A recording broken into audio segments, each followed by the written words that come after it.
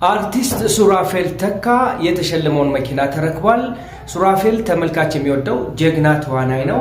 ከሰራቸው ገጸ ባህሪያቶች መካከል ከጋንጊስተር እስከ ንጉስ ገጸ ባህሪዎችን፣ ከሽፍታ እስከ ምርጥ አባወራ ገጸ ባህሪዎችን በአስደናቂ ብቃት በመተወን ሀገሩን ያገለገለ ምርጥ ተዋናይ ነው።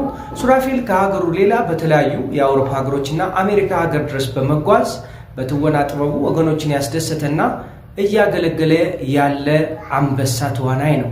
ሱራፌልን ብዙዎቹ ሲገልጹት ራሱን የማይኮፍስ ነው።